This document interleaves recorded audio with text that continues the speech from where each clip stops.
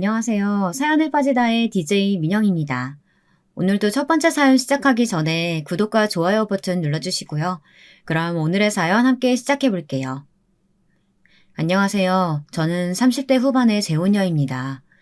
사람들은 제가 결혼을 2번 했다고 하면 고개를 절레절레 저으며 걱정스럽게 쳐다보거나 불쌍한 눈을 하고 보기 마련이더라고요. 네, 사실 저는 기구한 사연을 가진 여자인 것은 틀림이 없어요. 하지만 여러분들이 저 같은 여자들을 보실 때 꼭 그런 눈을 하시지는 말았으면 하는 것이 제 소원입니다. 저는 딸 하나, 아들 하나가 있습니다. 아들은 제 아들이 아니고요. 딸은 제가 낳은 딸이 맞습니다. 제가 이 사연에 빠지다 채널을 알게 된 건 제 친정엄마를 통해서입니다. 친정에 갔다가 제 친정엄마가 이 사연 채널을 틀어두시고 수시로 들으시더라고요. 집안일을 하시거나 뜨개질을 하시면서도 심지어 꾸벅꾸벅 졸면서도 말이에요. 엄마 몰래 이 사연 채널을 끄기라도 하면 엄마는 주무시다가도 벌떡 일어나서 이거 왜 껐냐고 역정을 내시거든요. 그만큼 어르신들에게는 이 사연 채널이 재미있는 드라마와 같다는 것을 알게 되었습니다. 그러다 보니 저도 흥미가 생기더라고요. 제 나이 또래 주부님들의 사연도 그보다 더 오래되신 할머니, 할아버지 분들의 사연도 다 하나같이 나름대로 재미가 있더라고요. 하지만 제 사연은 그리 재미있지만은 않을지도 모릅니다. 아마 여러분은 제 이야기를 듣다가 화가 나시거나 열을 많이 받으실 수도 있는데요. 그럼에도 불구하고 제가 굳이 사연에 빠지다에 편지를 보내게 된 계기는 제 2번째 남편의 만행 때문이었습니다. 저는 2번째 남편을 고발하고 감옥에 보내버린 여자입니다. 그럼 지금부터 제 남편의 몹쓸 행각에 대해 여러분들에게 고발하고자 합니다. 끝까지 잘 들어주시고 저에게 힘이 되는 댓글 하나씩 부탁드릴게요. 저는 1980년대 중반에 태어났습니다. 이 시대의 특징은 대한민국의 경제성장과 발전을 이룬 후여서 웬만큼 잘 사는 집이 대부분이었다는 거죠. 저희 부모님 세대처럼 보릿고개를 겪지도 않았고 전후 세대도 아니니까요. 경제적 풍요도 누리고 텔레비전도 칼라로만 보았던 그런 세대인데요. 아시안게임이랑 서울올림픽도 치렀고요. 그래서 그런 건지 어른들은 저희 세대에게 참을성이 없다느니 배가 고파본 적이 없다고들 아주 쉽게 말을 하십니다. 하지만 저희도 나름대로 IMF 경제 위기도 겪고 인플레이션에 허덕이기도 한 불쌍한 88만 원 세대이기도 합니다.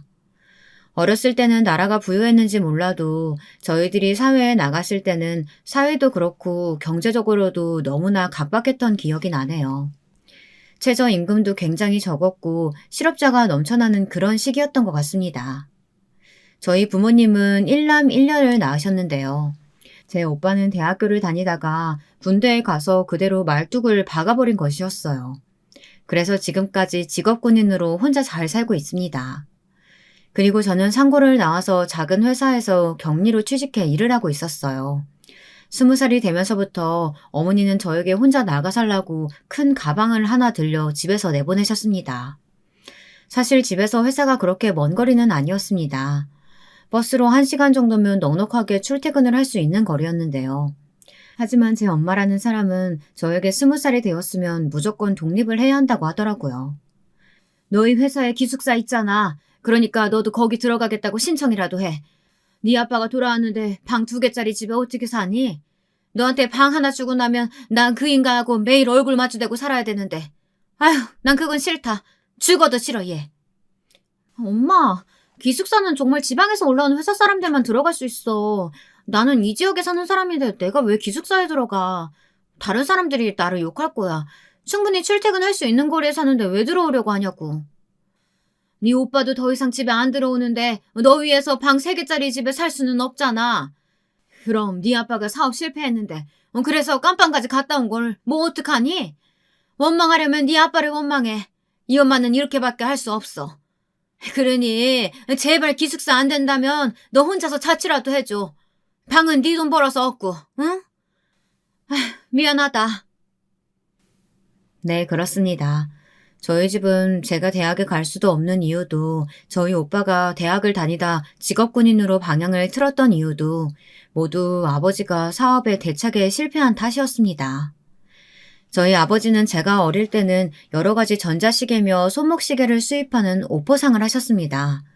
그때는 손목시계가 유행처럼 번져나갔던 때였으니까요. 아버지는 돈을 엄청 많이 버셨어요. 그래서 제가 초등학교 6학년 때까지는 저희는 좋은 곳에서 잘 먹고 잘 살고 공부를 잘했던 오빠는 외국어 고등학교를 목표로 과외도 받고 할 수 있었습니다.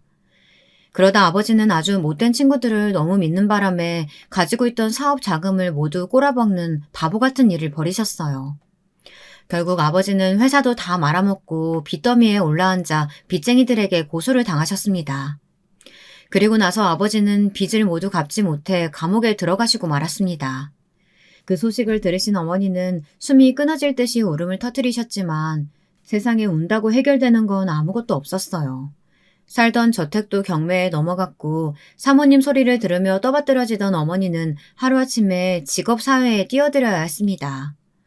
아직 어린 제 오빠와 제가 있었고 우리는 어떻게든 살아가야 했으니까요. 어머니는 아버지와 결혼할 때 받은 폐물을 전부 팔아 그 돈으로 운전면허부터 따셨어요. 그리고 대리운전, 택시운전 등을 거쳐 어떤 돈 많은 부자 사모님의 운전기사 노릇을 하셨습니다. 중학교 시절은 제게 있어 인생에서 가장 암울한 시기였어요. 저는 아버지가 감옥에서 지내는 동안 학교에서 왕따를 당했거든요. 제 아버지의 사업 실패는 제가 다니던 학교에 전부 소문이 났기 때문이에요. 야, 너희 아빠 깜빵 갔다며? 어쩌다 귀한 집 아가씨가 그렇게 됐대? 너 예전부터 쌀쌀맞게 우리들 밑으로 내려다보던 거 내가 다 알고 있었어. 가난한 서민이 된 기분이 어때? 뭐? 네가 뭔데 우리 아빠를 욕해? 너 정말 맞고 싶어? 저는 화를 참지 못해 학교 친구의 머리채를 잡았다가 그 친구의 부모님에게 폭행 시비에 휘말려 고발을 당할 뻔했습니다. 제가 잘못한 건 맞긴 하지만 시작은 그 아이가 했던 거 아닌가요? 하지만 선생님들도 저희 집안 사정을 알게 되고 저의 편을 들어주시지 않았습니다. 결국 좋은 사립중학교를 다니던 저는 강제 전학을 당해야만 했습니다. 어머니는 오빠와 저를 공립고등학교, 중학교에 진학시키고 그 부잣집 넓은 마당에 딸린 조그만 방 2개짜리 별채로 이사를 갔어요. 처음에는 운전기사만 하셨던 어머니는 곧 그 부잣집의 집사처럼 이런저런 일들을 봐주기 시작하셨습니다. 그 집 사모님이 그런 김에 아예 부잣집 별채로 이사를 하라고 하셨나 봐요. 어머니는 방 2개짜리 투룸 월세도 감당하기 힘들었던 처지에 사모님의 제안이 너무나 감사했다고 하더라고요. 하지만 저는 그 집에 들어가는 것이 정말 죽기보다 싫었습니다. 한참 예민한 사춘기 시절에 그 집엔 저와 같은 나이의 딸이 있었거든요. 그 집 딸은 저를 보자마자 저에게 온갖 종류의 갑질과 괴롭힘을 일삼았습니다.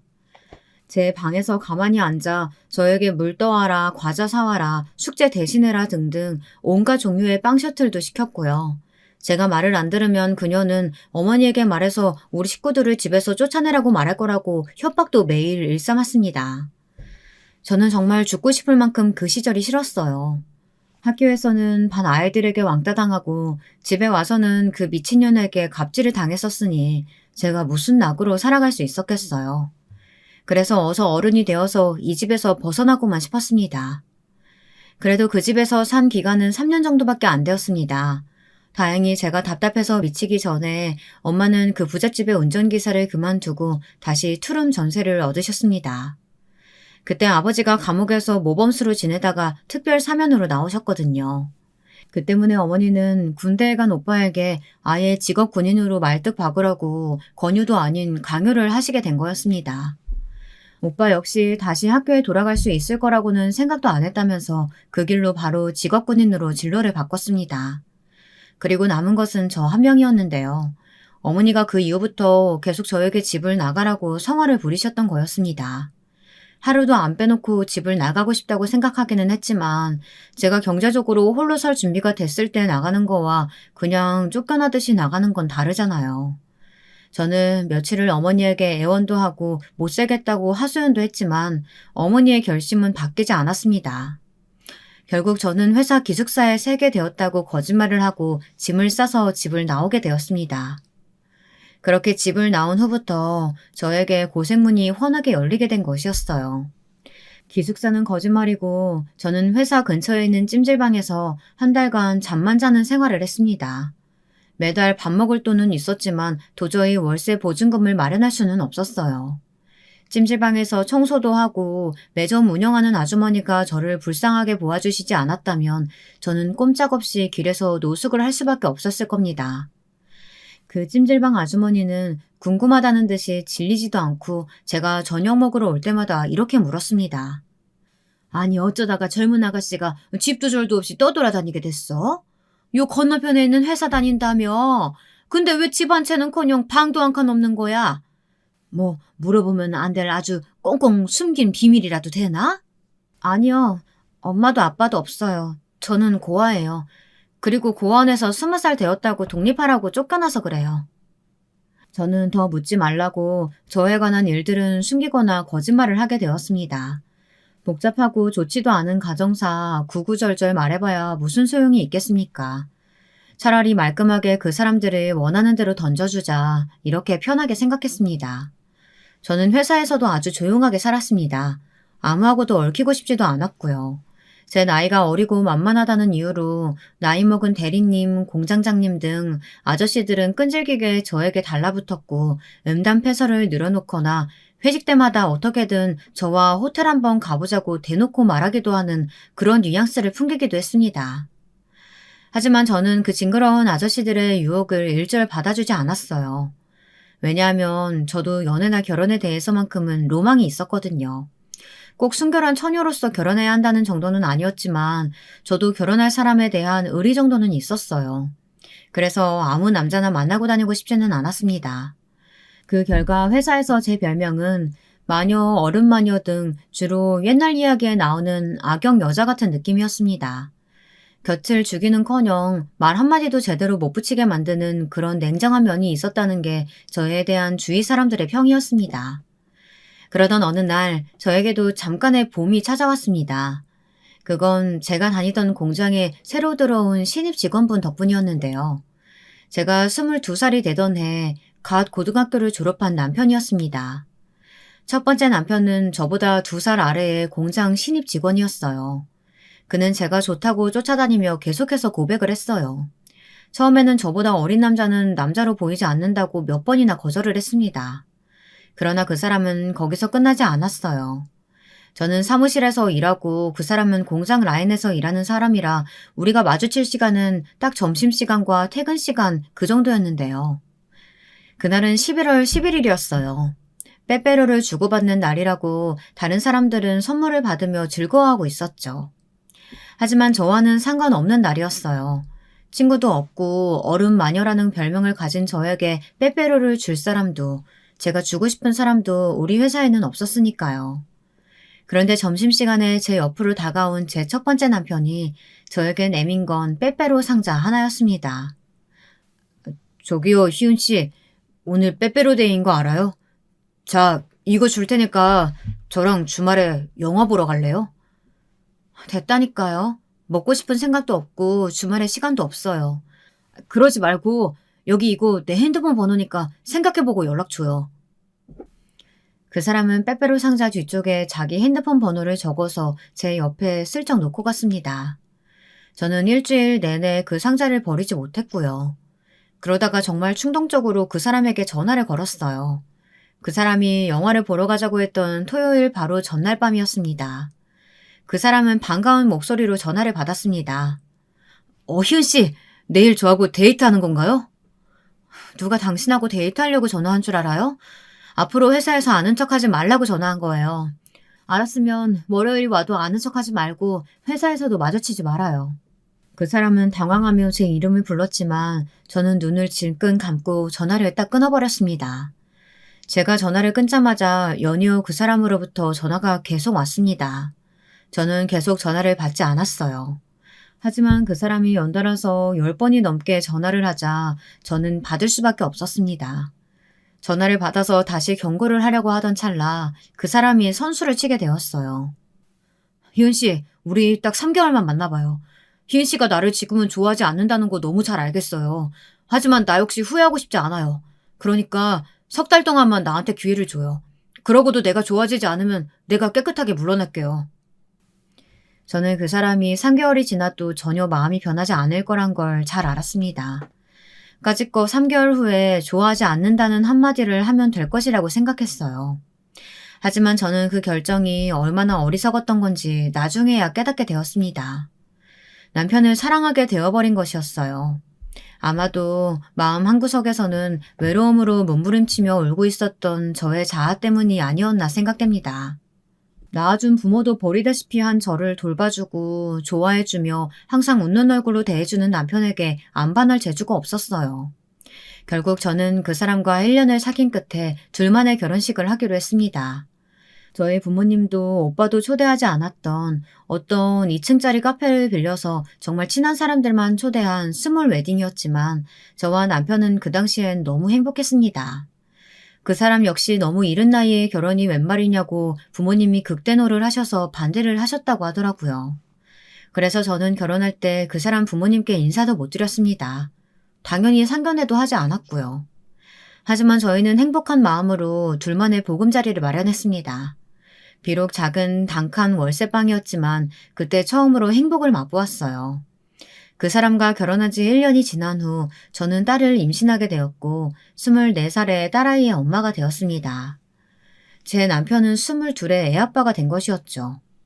남편은 결혼을 하고 애를 가진 덕분에 아직도 국방의 의무를 다하지 않고 있었어요.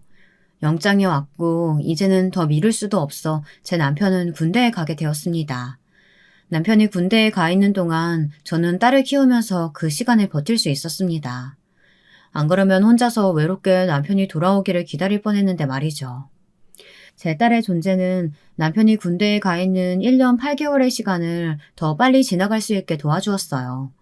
나중에 들어보니 남편도 제 딸 때문에 얼른 별 사고 없이 군대를 제대하고 싶었고 그래서 그 긴 시간을 인내할 수 있었다고 회상을 하더라고요.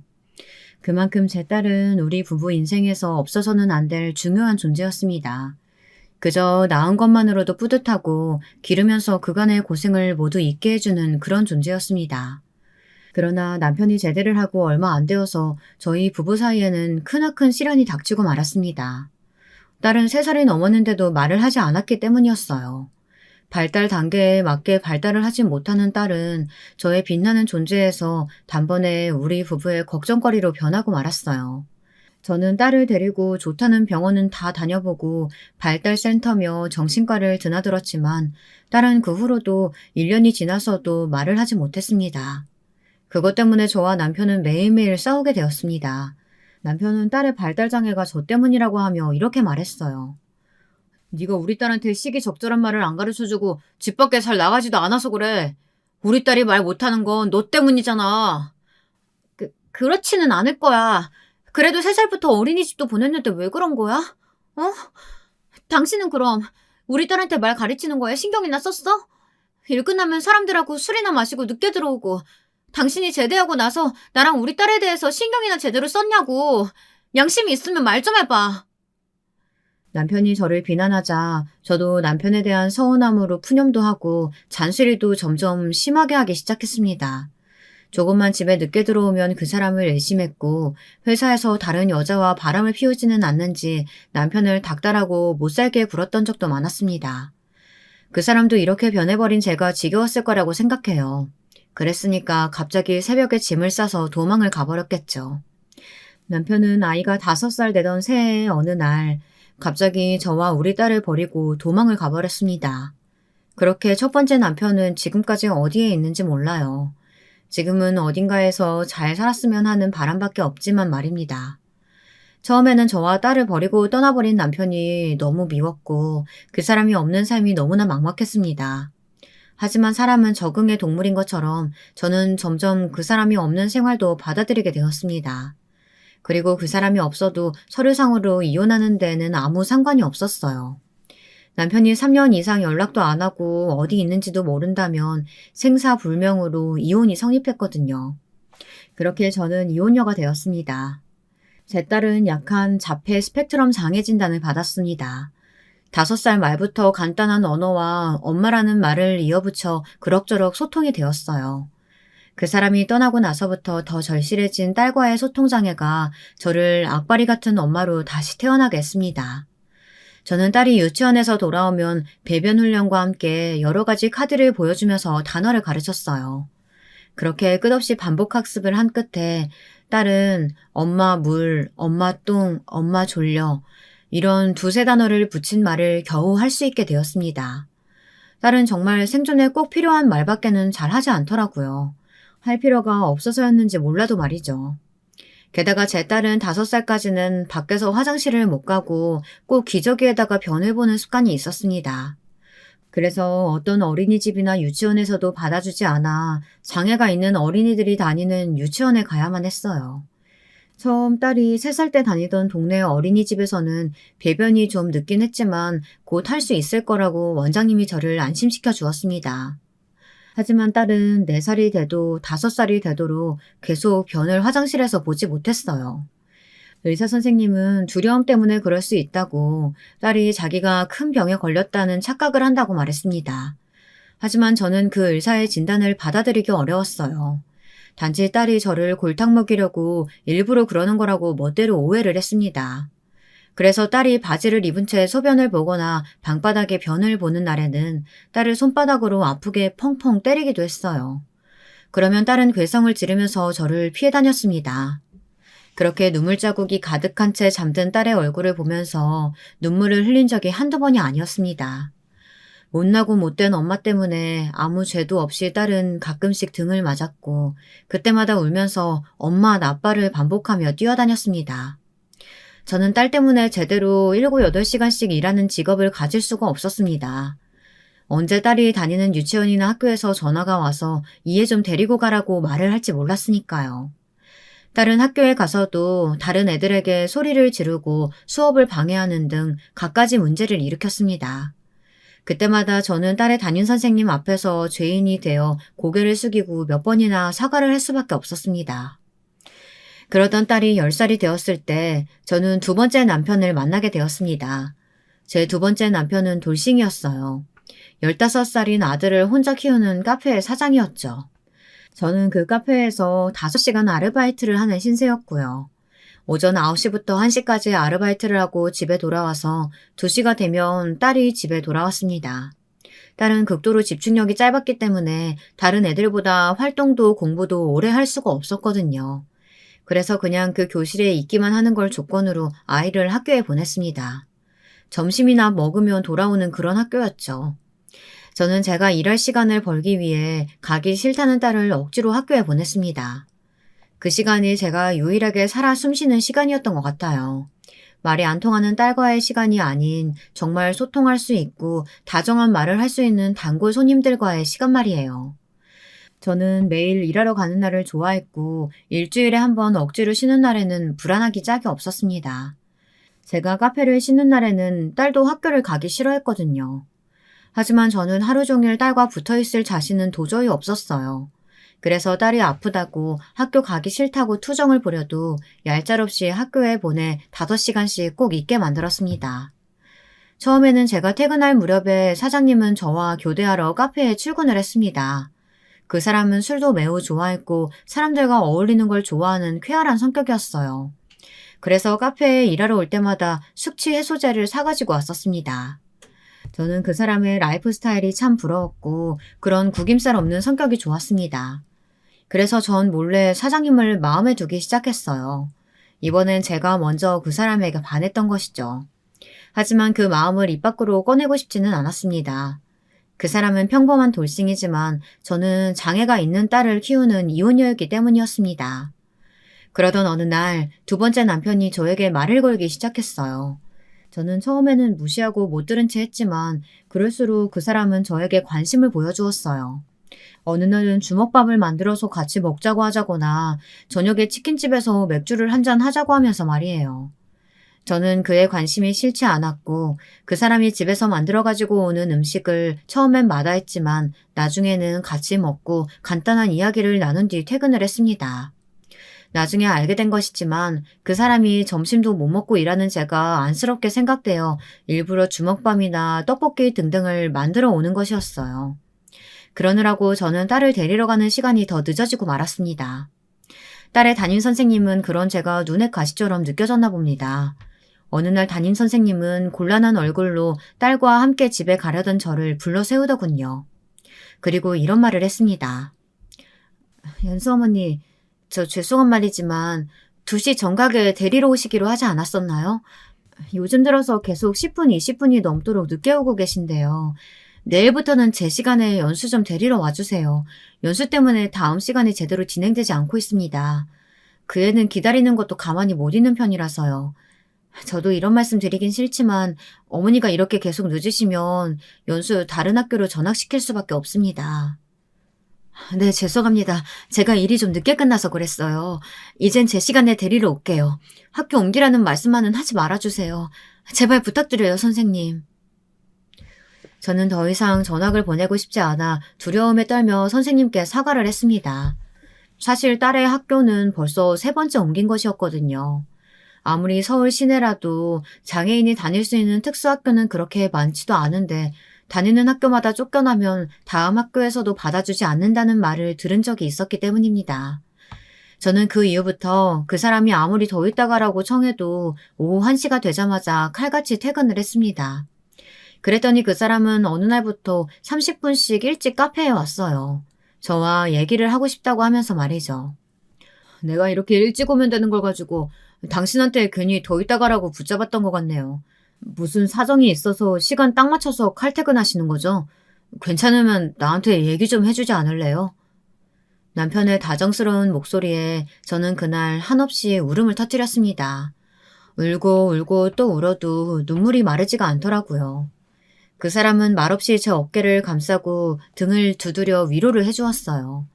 퉁퉁 부은 눈을 하고 저는 그날 남편과 함께 딸의 학교에 갔습니다. 남편의 카페는 남편의 절친에게 부탁을 해서 맡기고 말이죠. 남편을 처음 만났던 날 딸은 잔뜩 경계하는 눈초리로 남편을 노려보았습니다. 이 세상에 하나밖에 없는 혈육인 제 엄마를 뺏어가려는 나쁜 아저씨로 보였나 봅니다. 제 딸은 저를 그저 밥 주고 살기 불편하지 않게 하는 집안의 물건이나 로봇점으로 생각했을지도 모르지만요.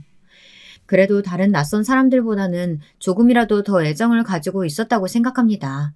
그러니 저랑 떨어지면 그렇게 울고 소리 지르고 그랬었겠죠. 그래서 딸은 언제부턴가 저와 함께 나타난 남편을 볼 때마다 소리를 지르고 다리를 차는 등 난폭하게 굴었습니다. 그때마다 저는 2번째 남편에게 정말 죄를 짓는 기분이 들었어요.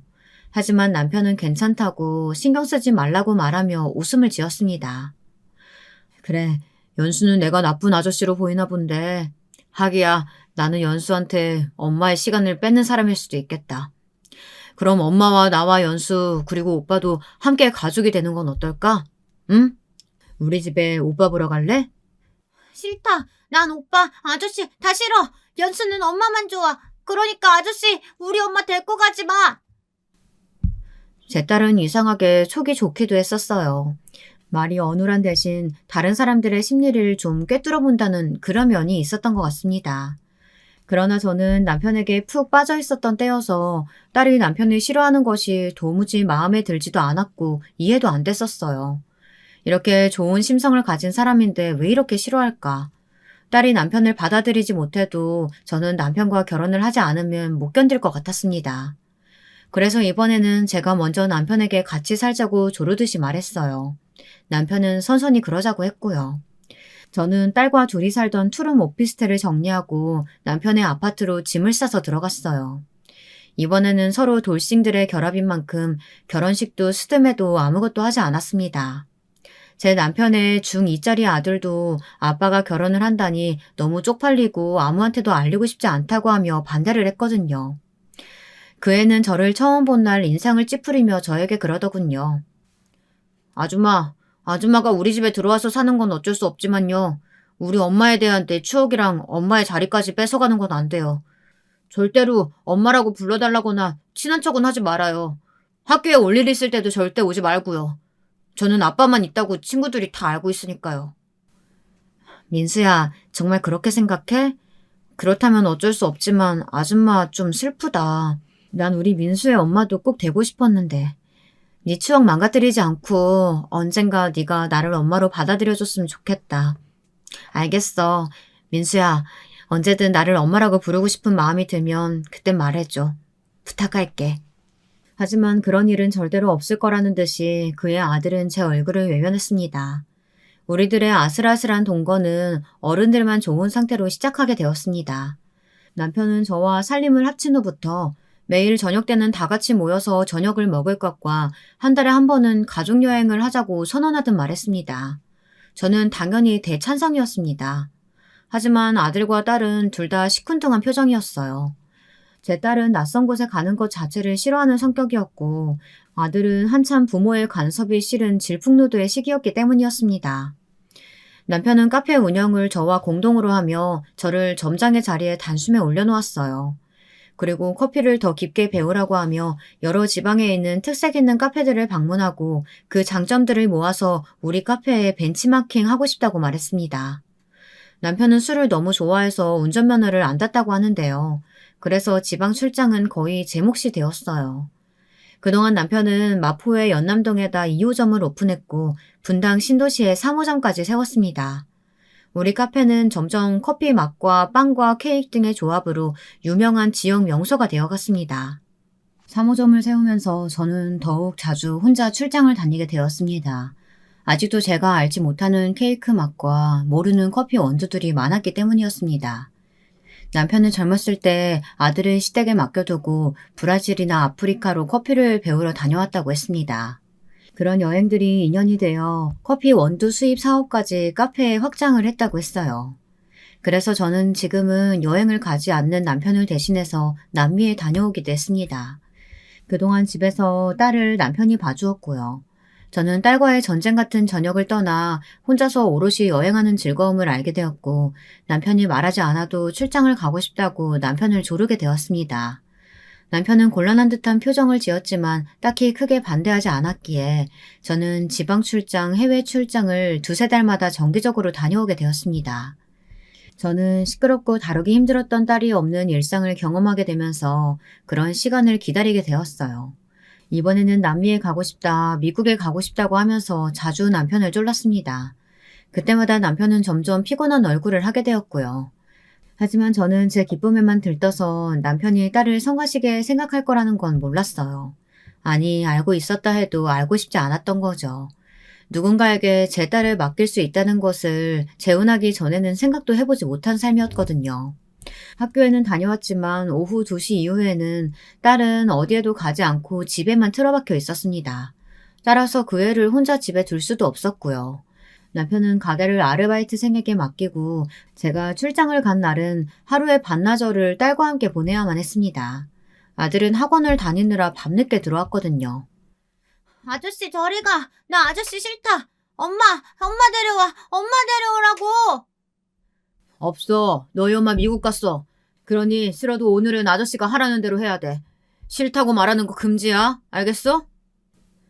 남편은 점점 딸에게 화를 냈고 손을 대기 시작했어요. 제가 답답해서 딸을 때리던 것과 똑같았죠. 하지만 저는 그런 것도 전혀 몰랐습니다. 제 딸은 남편을 향한 증오심 때문에 자주 거짓말로 남편을 고자질했었기 때문에 저는 처음에는 딸의 말을 전혀 믿지 않았습니다. 엄마, 저 아저씨 나쁘다. 자꾸 연수 때려. 그리고 연수 발가벗겨. 내 방에서 못 나오게 해. 연수, 거짓말 좀 하지 마. 아빠가 왜 너를 때려? 아무 이유도 없이. 거짓말 자꾸 하면 병원에서 나쁜 아저씨들 와서 연수 데려간다고 엄마가 했어, 안 했어? 딸은 울면서 사실을 말했지만 저는 사랑에 눈이 멀어 남편을 믿고 딸에게 거짓말하지 말라며 야단만 쳤어요. 제가 정말 죽일 년이었죠. 남편의 검은 속내를 그때는 전혀 알아차리지 못했으니까요. 저는 부모 자격도 없는 나쁜 엄마였습니다. 엄마로서 어떻게든 딸을 보호했어야 하는데 아픈 딸이 지겹다고 떨어지려고만 했으니 제가 없는 동안 얼마나 그 애가 두려움에 떨었을까요. 그 후부터는 우리 딸은 아무에게도 한마디도 말을 하지 않게 되었습니다. 남편과 아들은 딸을 투명인간 취급했고 저는 거짓말쟁이 취급을 했으니 우리 딸이 얼마나 억울했을지 지금에서야 사실을 알게 된 저는 감히 상상도 되지 않았습니다. 남편의 얼굴은 늘 스마일, 미소만 띄우고 있었어요. 그러니 제가 어떻게 남편이 딸에게 나쁜 짓을 했으리라고 상상이나 했겠습니까? 그런 지옥 같은 일은 일어나서도 안 되는 거였습니다. 제 남편이 딸에게 몹쓸 짓을 저지르고 그런 일을 말하지 말라며 협박을 했다는 사실은 아예 없었어야만 하는 일이었습니다. 그러던 어느 날 딸은 학교에 가기 싫다며 그날따라 심하게 발버둥을 쳤습니다. 하지만 하필이면 그날 저는 전남 순창으로 이색적인 카페를 둘러보러 떠나야 하는 날이었어요. 그래서 싫다는 딸을 억지로 학교에 데리고 갔습니다. 그런데 씩씩거리며 등교하는 딸을 가만히 쳐다보던 딸의 담임선생님이 저를 잠시 불렀습니다. 그리고 이상한 말을 하는 것이었어요. 어머니, 연수가요. 요즘 영문도 모르는 상처가 좀 있던데 혹시 집에서 폭력을 당하지는 않는 건가 해서요. 처음엔 몰랐는데 연수가 화장실 갈 때 제가 한번 따라간 적이 있는데 바지 벗을 때 보니까 허벅지 쪽에 멍이 좀 크게 들어있더라고요. 혹시나 집에서 한편 살펴보시고 병원에 데려가 보시는 게 좋을 것 같아서 말씀드려요. 저는 선생님이 잘못 보셨겠지 하고 대수롭지 않게 생각했어요. 저는 고개만 꾸벅 숙이고 차에 올라탔습니다. 그런데 서울을 벗어나 고속도로를 달리던 저는 알 수 없는 불안감에 휩싸였습니다. 딱 시계를 보니까 오후 1시가 좀 넘은 시각이더라고요. 저는 순창에 거의 다 왔었지만 그대로 차를 돌려 다시 서울집으로 향했습니다. 두근두근 떨리는 가슴을 안고 불안한 생각을 애써 지우며 저는 속도를 높여 서울집에 다다랐습니다. 그랬는데 글쎄 거기서 보지 말았어야 할 것을 보고 만 것입니다. 딸이 정신을 잃은 채 구급차에 실려서 병원으로 가려고 준비하던 중에 있었던 거예요. 제 남편은 어디로 도망갔는지 보이지 않았고 딸은 손목에 흰 붕대를 감은 채 눈을 감고 간이 침대에 쓰러져 있었습니다. 흰 붕대는 빨갛게 물들어 있었고요. 남편의 아들 민수가 미친 듯이 연수의 이름을 부르며 울고 있었어요. 저는 민수의 어깨를 잡고 정신없이 흔들어대며 소리쳤죠. 이게 다 어떻게 된 일이니? 민수야, 제발 말 좀 해봐. 몰라요. 이게 다 아빠랑 아줌마 때문이잖아요. 연수가 저렇게 된 건 아줌마 때문이야. 나는 말했잖아. 가족 될 생각 전혀 없다고. 그때 그 말 알아들었으면 결혼이고 뭐고 하지 말았어야지. 우리 아빠가 어떤 사람인 줄 알고 결혼을 하겠다고 했어. 이 바보 같은 아줌마. 아들은 제 손을 뿌리치고 골목 밖으로 뛰어가 버렸습니다.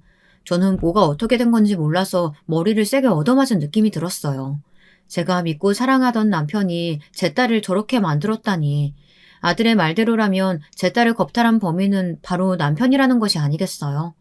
저는 사태를 수습하던 119 대원과 경찰의 입을 통해 사건의 전말을 알게 되었습니다. 저는 그들의 말을 듣고 정신이 아득해져서 그 자리에서 쓰러지고 말았어요. 구급대원들은 딸과 함께 저도 싣고 가까운 대학병원의 응급실로 달려갔습니다. 딸은 손목에 상처가 중해 꿰매는 수술을 하러 들어갔습니다. 그리고 저는 응급실에서 주사 2대를 맞고 나서야 겨우 깨어났습니다. 깨어난 후에도 저는 현실을 믿을 수가 없었어요. 남편이 딸을 해코지한 범인이라는 것이 도무지 믿어지지가 않았으니까요. 하지만 지금 남편이 이 자리에 없다는 것이 그 사람이 이런 일을 저질렀다는 저의 의심을 더 확고한 사실로 만들어 주었습니다. 저는 깨어나자마자 남편에게 전화를 걸었지만 전화를 10통을 해도 받지 않던 남편은 급기야 전화기를 꺼놓았더라고요. 저는 너무나 화가 나서 민수에게 전화를 해 물었습니다. 네 아빠 도대체 어디 있니? 그 사람 제정신이야? 어떻게 아픈 딸한테 손을 댈 생각을 할 수가 있어? 그 짐승만도 못한 새끼. 아까도 말했죠. 난 모른다고. 알아도 말 못해. 아빠가 나도 잘못하면 때린단 말이야. 더 이상 아빠한테 맞고 싶지 않아. 난 이제부터 외할머니 집에서 살 거야. 그러니까 다시는 전화도 하지 말고 나 찾을 생각 하지 마. 난 잘못 없어. 아들은 겁에 질려 소리치면서 전화를 끊어버렸어요. 저는 정말 너무 어처구니가 없었습니다.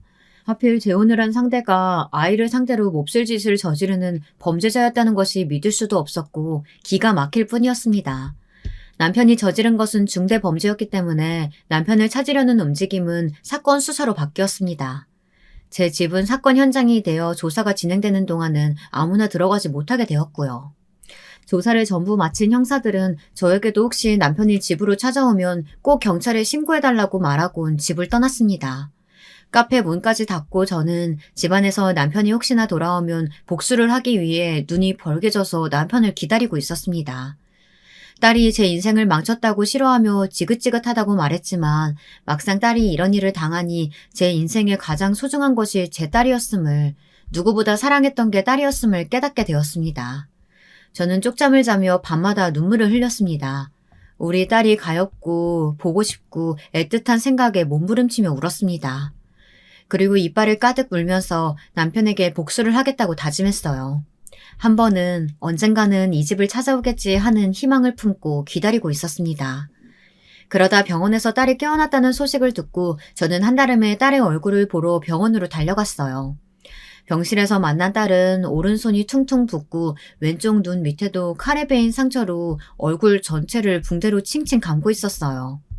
저는 그런 딸의 모습을 보는 순간 또 눈물이 쏟아져 나왔습니다. 떨고 있는 딸의 가녀린 몸을 안으면서 저는 딸을 언제 안아줬는지 기억나지 않는 것이었어요. 저는 서러움에 또 눈물을 쏟아낼 수밖에 없었습니다. 제 딸은 펑펑 울면서 소리쳤어요. 남편이 제 딸의 얼굴에 칼을 댔고 그 때문에 화가 나서 손목을 그었다고 말이에요. 엄마, 어디 있었어? 아저씨 무섭다. 괴물이야. 나 아저씨 싫어. 더 이상 곁에 오지 마. 엄마. 짧은 딸의 몇 마디로 저는 어렵게 사건을 구성해내었습니다. 경찰이 조사를 한 결과 이 죽일 놈이 제 딸에게 나쁜 짓을 한 것이 그동안 한두 번이 아니었다고 하더라고요. 남편이 자고 있는 딸의 방에 몰래 들어와서 이불 막고 옷을 벗기려고 해서 발버둥 치던 딸이 남편의 얼굴에 발길질을 했답니다. 그래서 화가 나서 남편이 과도를 들어 딸의 얼굴에 상처를 냈다고 하더라고요. 목을 찌르고 죽일 생각이었지만 천만다행으로 칼이 비껴나가 제 딸은 목숨을 살리게 되었던 것입니다. 자초지정을 다 알고 나서 저는 남편의 아들에게 간청을 했어요. 이번 사건의 증인이 되어달라고요. 하지만 민수는 끄떡도 하지 않았어요. 아무리 나쁜 범인이라도 자기를 낳아준 아빠라고 하면서 말이에요. 저는 눈물을 흘리며 남편의 아들과 외할머니에게 제발 도와달라고 사정을 했습니다. 남편의 예전 장모님은 본인의 딸도 남편과 결혼한 후 강압적인 관계를 몇 번이고 강요당해서 정신병원에 드나들면서 살고 있다고 말하더라고요. 하지만 도저히 손자까지 모른 척할 수가 없어 민수를 돌봐주기로 했다고 하셨습니다. 그러니 저에게도 따뜻한 마음을 한 번이라도 베풀어 달라고, 그러려면 민수의 증언이 꼭 필요하다고 말했어요. 제 끝없는 전화 요청에 지친 외할머니는 어떻게든 민수의 마음을 돌려보겠다고 말씀을 하셨습니다. 남편은 금방 수배자 명단에 오르게 되었어요. 하지만 한 번도 꼬리를 밟히지 않았습니다.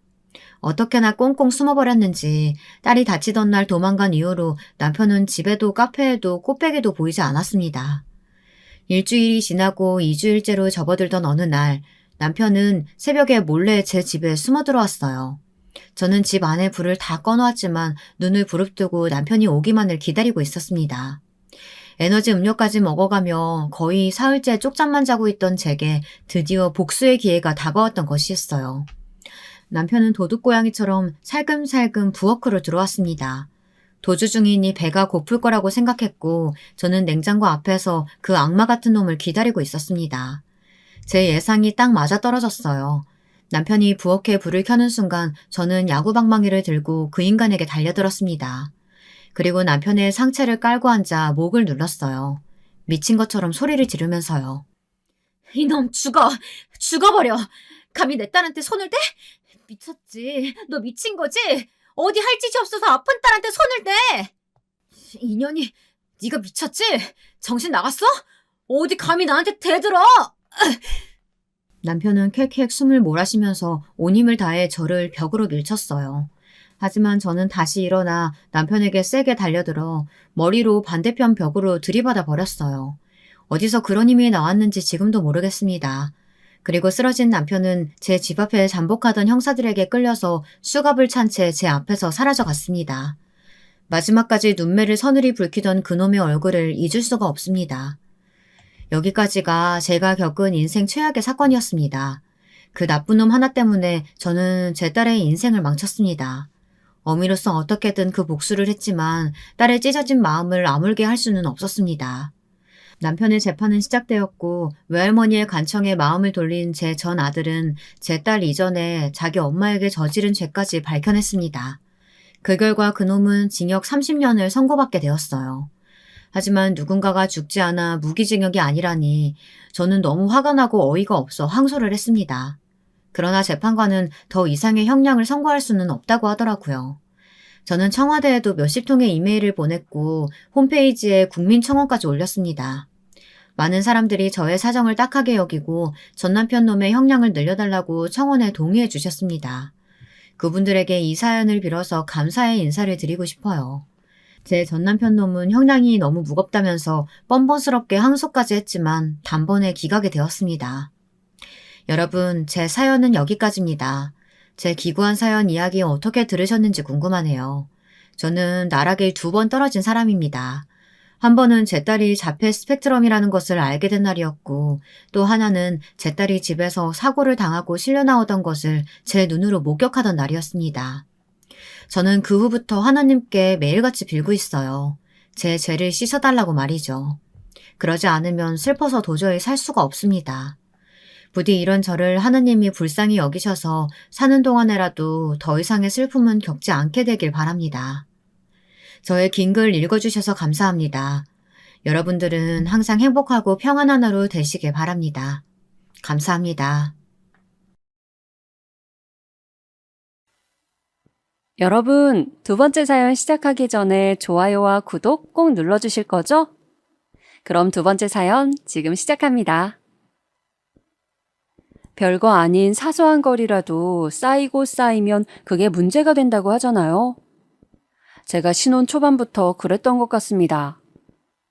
저는 원체 요리하는 걸 좋아하는 편이었어요. 그래서 결혼하기 전부터 남편한테 요리를 꽤나 해준 적이 있었고요. 제가 스스로 요리하는 걸 좋아하고 잘하는 것과는 별개로 혼자서 자기 밥상을 못 차려 먹는 남자라고 한다면 사양인 그런 스타일이었습니다. 솔직히 다 큰 성인이 자기가 먹을 건 못 차려 먹으면 그게 등신이지 어디 보통 사람인가요? 아무튼 저는 그런 생각을 품고 있었는데 결혼 직전이며 결혼 직후에 남편이 하고 있었던 일이 직업상 많이 바쁘고 시간이 들쑥날쑥하기도 하였습니다. 내가 이 일에 평생을 종사할 것도 아니고 나는 남들보다 더 짧게 일하고 얼른 치고 빠질 작정이야. 조금만 기다려봐. 나는 남의 돈 벌어다 주는 짓 그만하고 내 돈 내가 버는 번듯한 사업을 시작할 생각이니까. 지금은 때를 기다리면서 돈도 벌고 인맥도 쌓고 정보도 더 모으는 중이지. 남편은 누누이 저에게 그런 식의 말을 하였더랬죠. 그런데 정말로 사업 구상이라든지 정확한 계획서를 들고 있었기 때문에 남편이 가까운 미래에 직장을 박차고 나와서 자기 사업을 할 거라는 확신을 저는 가지고 있었습니다. 그때가 되면 모르긴 몰라도 지금보단 상황이 낫겠지? 그때가 되면 자기 밥도 자기가 차려 먹을 테고 말이야. 설마 지금처럼 계속 요리할 틈도 없이 바쁘고 시간도 어정쩡하게 쓰고 그러겠어? 아유, 그럴 리는 없겠지. 남편이 당시에 야근할 때도 잦았으며 요리할 여유라고는 조금도 없다고 봐도 무방한 상황이었기 때문에 늘상 부엌에 있는 건 저의 차지가 되었어요. 게다가 저는 직장인이었어도 야근을 안 하고 있었거든요. 그 직장만이 아니라 그 이전의 직장에 다닐 적에도 저라는 사람은 야근을 해본 적이 없었습니다. 그래서 남편의 일과가 신기하고도 가엾게 느껴졌었네요. 저는 아주 보편적으로 남들처럼 아침 9시 출근, 저녁 6시 퇴근이라는 규칙적인 시간표를 들고 있었지만 남편은 아침 7시에 출근하기도 하였으며 오전 10시에 출근하기도 했어요. 특히나 문제는 퇴근 시간이었는데 오후 8시 퇴근은 기본이고 늦은 밤이 되어서야 퇴근길에 오르는 경우도 허다했습니다. 남편은 과도한 업무를 수행하는 탓에 만성 피로에 시달리고 있었죠. 저는 곁에서 그 모습을 지켜보면서 돈과 건강을 맞바꾸는 것이란 바로 이런 것이구나 라는 생각을 했었더랍니다. 평일만 그렇듯 호되게 일을 하면 모르겠는데 이따금씩 주말에 일을 가기도 하였으니 업무가 과중한 수준이 지나친 것이었습니다. 과연 남편이 언제까지 그 힘든 직장을 다닐는지 하는 것이 저뿐만 아니라 모든 집안 식구들의 관심사였던 것은 말할 것도 없었죠. 그런데 자기야, 작년에 말했을 때는 딱 올해 이맘때쯤에 일을 그만둘 거라고 하지 않았어? 이쯤 시기에 사업에 뛰어들 거라고 몇 번이고 나한테 말을 했었잖아. 그거? 구상하는 게 조금 더 걸려서 지금 당장은 퇴사하기 힘들어. 그럼 얼마나 더 다닐 건데? 올해 안에는 그만둘 생각이지? 글쎄, 혹시 올해를 넘길 수도 있고, 봄에 퇴사하는 게 가장 유리하니까 어쩌면 내년 4월쯤 퇴사를 하게 될지도 모르겠어. 뭐? 그럼 너무 한참 남았잖아.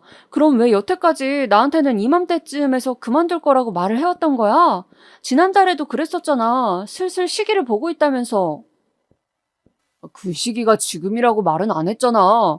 그리고 다니다 보면 생각이 바뀌고 계획도 수정되고 그러는 거지. 너는 뭘 그렇게까지 안이 꼽게 받아들여? 개고생을 하면서 일을 하는 건 나인데. 누가 남편이 고생하면서 일을 하는 거 모른답니까? 아니까 더욱 제가 그런 것이었죠.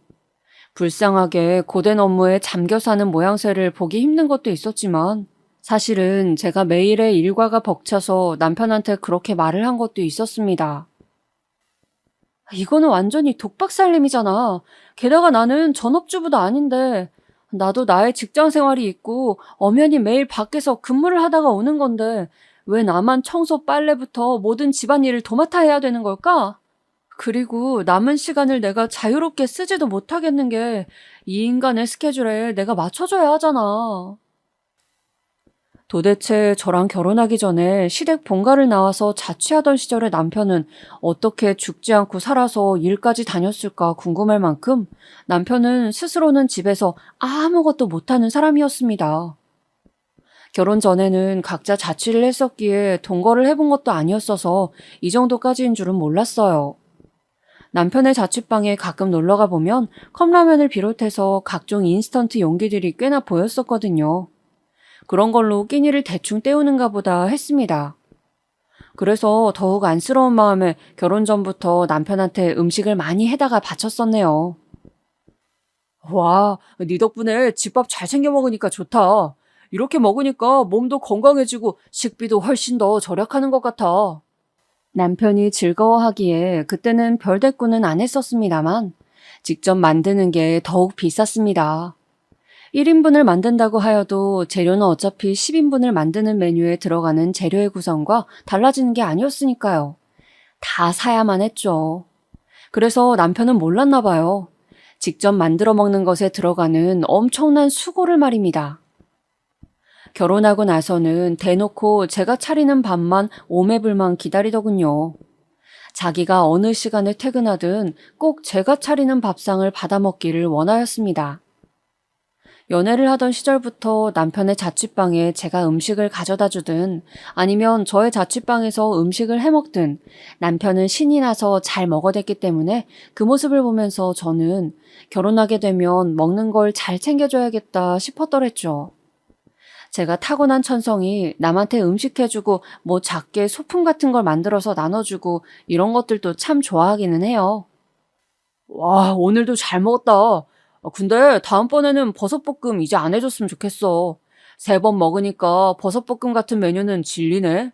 소불고기에도 앞으로 버섯은 넣지 말아줘. 알았지? 남편이 연애 시절부터 저한테 이런 식으로 음식에 대해 요구를 남기긴 했었습니다. 만든 사람 입장에서는 참 묘하게 들리는 요구였는데 그렇다고 콕 집어서 지적하기에는 속 좁은 사람이 될까 싶어서 그냥 입 다물게 되는 내용이었죠. 어쩌다 보니까 결혼하기 전부터 저는 그래서 남편에게 7첩 밥상은 기본이요 어쩔 때는 9첩이나 10첩 밥상을 차려놓게 되었습니다. 남편의 강력한 요청에 따라서 늘 국, 고기 메뉴를 하나씩 꼭 포함을 시켰고요. 요즘 젊은 이 또래 남자들 중에서 이렇게 힘든 직장 다니면서 애쓰는 사람이 몇 되겠어.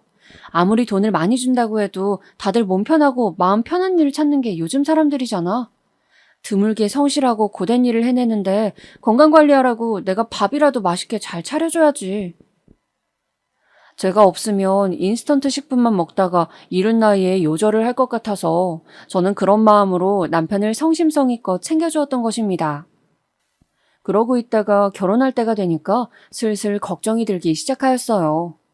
결혼하고 나서 구첩밥상 안 차려준다고 나한테 뭐라고 하면 어떡하지? 결혼하면 지금처럼 각자가 따로 사는 게 아니라서 집안일도 당연히 2배로 생겨날 텐데 직장 다니면서 밥을 그렇게 차릴 자신은 없어. 그렇게까지 하기도 싫고. 그러니까 아예 연애 시절 밥을 몇 번 차려줬을 때만큼 거나하게 밥상을 꾸리진 못한다고 미리 못을 박아놔야겠다.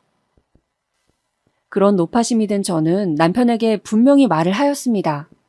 저는 그렇게 썩 부지런한 사람도 아니고 특히나 끈기가 있지 못하기 때문에 결혼해서 살다 보면 밥상을 대단하게 차려내지 못하게 될 거라고 말이죠. 이런 걸로 나중에 사기 결혼을 당했다느니 뭐라느니 따지지 말라고 남편에게 강력하게 주장을 해놓았습니다. 남편도 순수하게 알았다면서 동의를 해주었고요. 그래놓고서는 결혼 당시에 예상했던 것과는 다르게 그 망할 놈의 고된 일정으로 가득 찬 직장을 남편은 제때 그만두지도 않았으며 저에게 정성 가득한 밥상을 맡겨놓은 듯이 매일 요구를 하였습니다. 제가 분명히 결혼 전에 매일같이 밥을 그렇게 차리지는 못한다고 못을 박았었음에도 남편은 심기불편한 기색을 감추지 않았고 애정이 부족해서 저러는 거다. 벌써 나에 대한 마음이 식어서 그런 거구나 하는 헛소리를 내놓으면서 저를 열받게 만들었습니다. 왜 일도 미치게 바쁘고 밥 타령이나 해대는 남자하고 결혼했냐고. 애초에 결혼까지 한 사람이 잘못이라고 누가 저에게 이런 손가락질을 한다면 할 말이 없기도 하면서 한편으로는 억울했던 것이 저였습니다. 제가 맨 처음 남편하고 결혼이라는 것을 염두에 두게 되었던 것은 다름이 아니라 남편이 하도 저랑 결혼하고 싶다고 생떼를 써서 그랬습니다. 저는 친정 본가가 지방이기 때문에 대학교에 입학한 후로 상경에서 혼자 지내왔어요. 그런데 이런 점이 남편하고 흡사하였습니다. 시댁은 저의 친정만큼 멀지는 않았으나 어찌되었든 남편이 취직을 한 이후로 혼자 외로이 자취를 해왔다는 점만은 저랑 처지가 같았지요. 혼자 지내느라 외롭고 쓸쓸한 사람들끼리 마음 맞을 때 결혼하자고 남편이 저한테 끈질기리만치 말을 해왔었어요. 계속 듣다 보니까 어느 순간부터는 저도 생각이란 게 동하더군요. 이래서 10번 찍어서 안 넘어가는 나무가 없다는 속담이 생겨났나 봐요.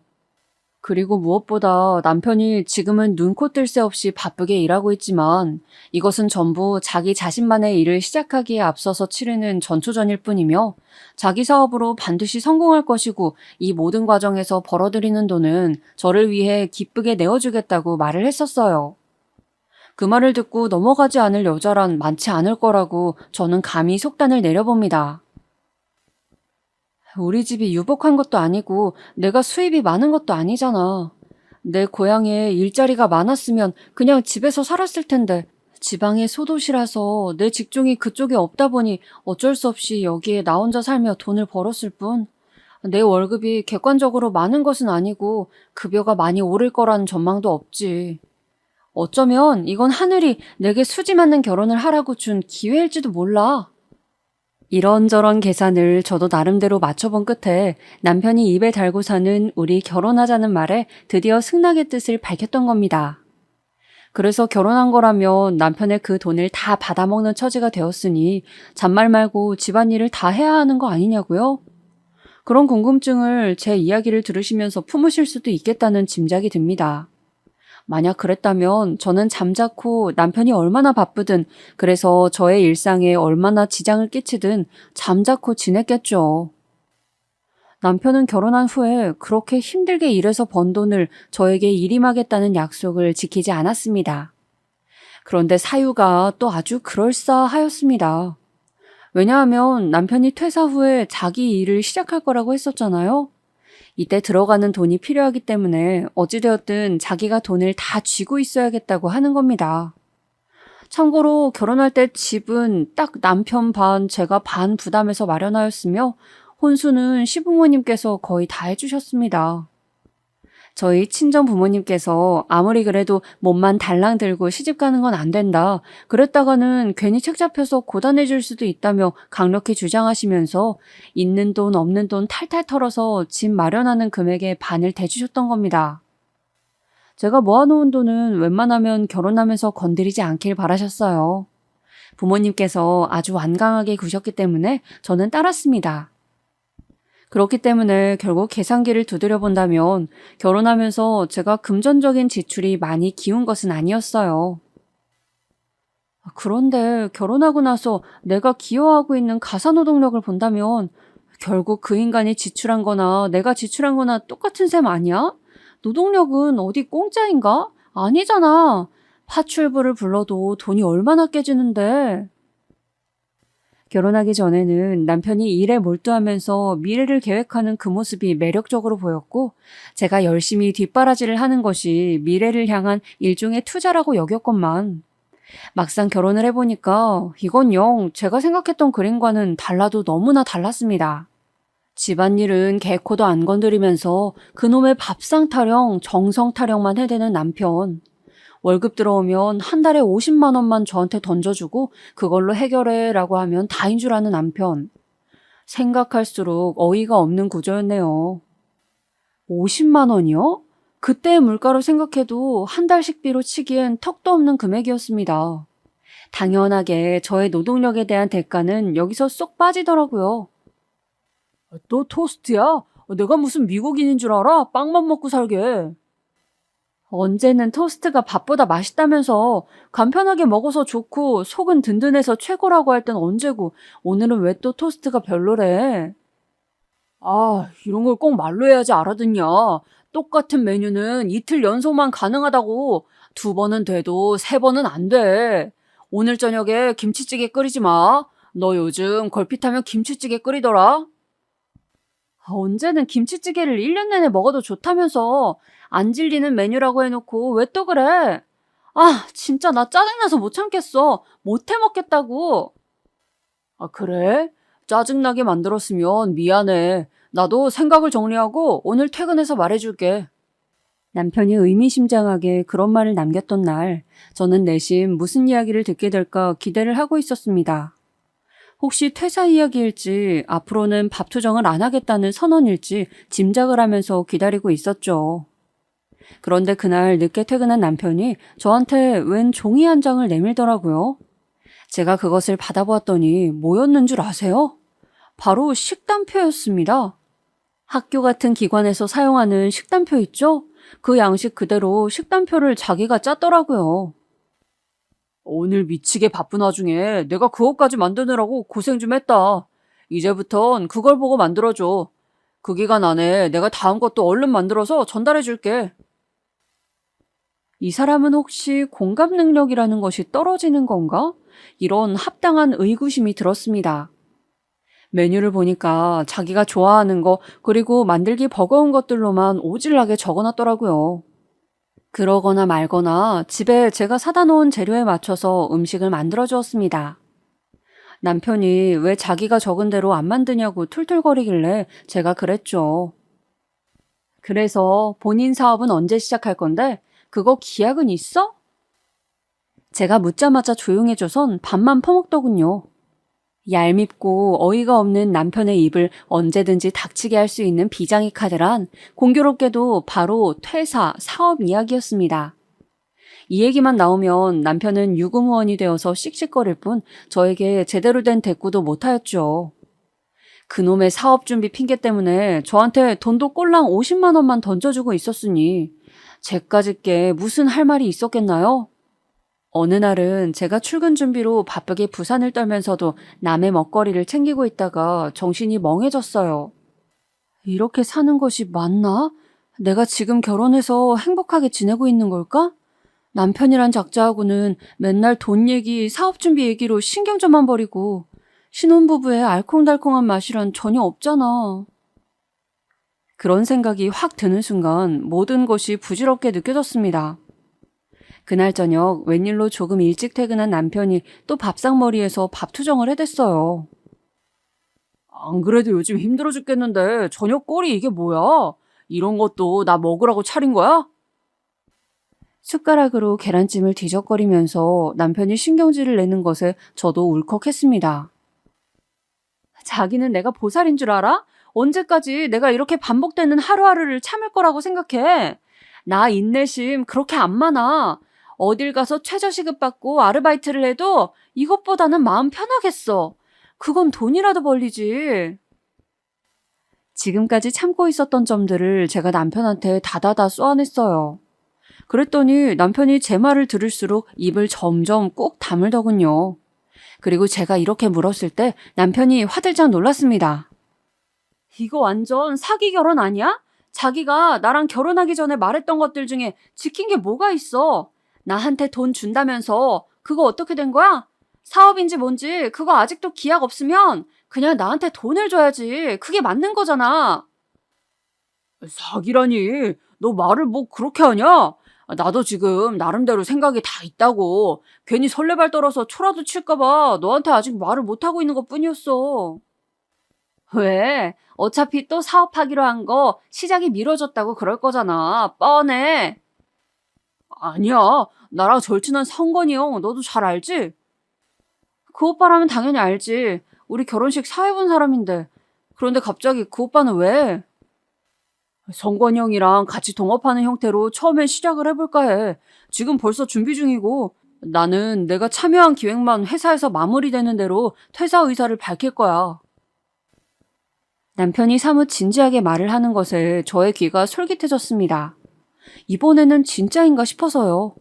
고된 일이라도 고연봉 직장이라면 그만두는 것이 아까운 게 사실이긴 하나 남편은 애초에 저랑 연애하던 시절부터 그 직장은 사업의 길로 가기 위한 단계일 뿐이라고 못을 박았었기 때문에 퇴사를 한다는 것에는 제가 만류할 의사가 애당초 없었습니다. 그러니까 차라리 하루빨리 그놈의 사업을 시작해서 저에게 결혼 전부터 약속했던 돈이나 따박따박 안겨주고 경제권을 넘겨줬으면 하는 바람이었죠. 어차피 모든 집안일은 제가 전담하고 있었으니까요. 그래, 그렇다는 거지? 알았어. 퇴사일 확정되면 말해줘. 이번에는 믿어볼게. 그리고 퇴사하면 나한테 벌리는 돈을 주겠다고 했던 약속, 그거 꼭 지켜? 당연하지. 결혼해서 지금까지 내가 너한테 면목 없이 지내왔지만 앞으로는 안 그럴 거야. 내가 했던 약속들 꼭 지킬 생각이야. 못 이기는 척 그 말을 받아주었습니다. 직장을 그만두고 나면 과연 남편의 일상이 어떻게 달라질지 궁금하기도 하였죠. 설마 냉장고에서 반찬도 못 꺼내 먹는 등신으로 계속 남지만 않기를 바랐습니다. 내가 전업주부도 아니고 어떻게 매일을 남편 뒷바라지하는 아내로 지내야 하냐고. 이렇게 계속 살 수는 없잖아. 심지어 시부모님 안부 전하며 시댁에 대소사 돌아가는 것도 내가 연락을 받아야 하는데 용돈 챙겨드리는 것도 내가 다 신경을 쓰고 전부 다 독박이야. 아휴, 앞으로는 내 남편이란 사람이 좀 다르게 지내길 바라봐야지. 그런데 사람 일이라는 게 참 신기한 것이 그렇게 안 되었으면 하고 바라면 꼭 높은 확률로 그렇게 되더라고요. 일단 남편은 그때로부터 머지않은 시일에 퇴사를 하기는 하였습니다. 그리고 절친한 형과 사업을 같이 시작하기도 하였습니다. 그런데 사업 극초반에는 여기저기 다닐 곳도 많고 바쁘다고 하면서 직장 생활을 하던 것과 거의 비슷하게 시간을 썼습니다. 그러더니 어느 순간부터는 자기만의 휴일을 만들더라고요. 그것까지는 좋은데 그 시간에 집에 있으면 청소기라도 한번 돌리면 좋으련만 지독하게 손 하나 까딱을 안 하였습니다. 제가 직접 눈앞에서 시켜야만 그걸 했어요. 한술 더 떠서 딱 시키는 것만 하였고 부가적인 것은 절대 안 하려고 들었습니다. 이런 등신이 군대에서는 어떻게 생활하며 살아남았는지 의문스러웠네요. 밥상 앞에서 한숨을 쉬는 모습을 보면 그 머리통에 꿀밤을 먹여주고 싶었습니다. 초라한 밥상을 보면 몸이 축 처지고 살맛이 안 난다. 꼭 그딴 혼잣말을 해서 사람 속을 뒤집어 놨습니다. 그래서 제가 방금 뭐라 그랬냐 하면 아무 소리 안 했다고 발뺌을 했어요. 저보고 신경 과민이래요. 아니, 돈을 쥐어주고 밥상을 거나하게 차리라고 하면 어느 정도 이해를 하겠는데 쥐뿔 주는 것도 없으면서 불만만 많으니까 제가 기가 막혔죠. 언제 돈이 나한테 입금되려나? 그것만 참고 내가 기다려본다. 저는 일을 갈면서 사업을 시작한 남편이 저에게 언제쯤 자기 수익을 보내줄는지 기다리고 있었습니다. 사업 시작부터 4달이 지나서 5달로 접어들었을 때 제 은행 계좌로 웬 돈이 입금되었어요. 어? 돈을 보낸 사람 이름이 사업장 이름이잖아? 그럼 자기 몫으로 떨어진 걸 전부 나한테 보낸 건가? 돈을 확인한 저는 깜짝 놀랐습니다. 금액은 그렇게 크지 않았고요. 다만 사업장 명의로 저에게 입금이 되었길래 그것 때문에 놀란 것이었죠. 남편에게 슬쩍 물어보았더니 사업장으로 들어오는 수익 관리를 동업하는 그 형이 하고 있다고 했습니다. 한마디로 남편은 그 형한테서 돈을 받는 입장이 된 것이었죠. 그리고 돈을 받는 계좌를 제 것으로 지정해놨다는 것입니다. 그럼 자기는 생활비를 어떻게 하고 있던 돈은 사업 시작하는 자금으로 거의 투자해버렸잖아. 당장은 돈 있어? 나 쓸 건 있지. 내가 써봤자 뭐 그렇게 큰 돈 나갈 일을 한다고. 네가 내 몫의 돈을 다 받고 나한테 용돈을 줘. 그럼 나는 그 용돈으로 생활할게. 남편의 그 발언은 경제권을 전부 저에게 일임하겠다는 것이었습니다. 약속을 지킨 것은 물론이고 저에게 모든 것을 맡긴 채 신뢰하겠다는 남편의 태도에 저는 감동하였어요. 그래, 결국은 바라왔던 이런 순간이 오기는 오는구나.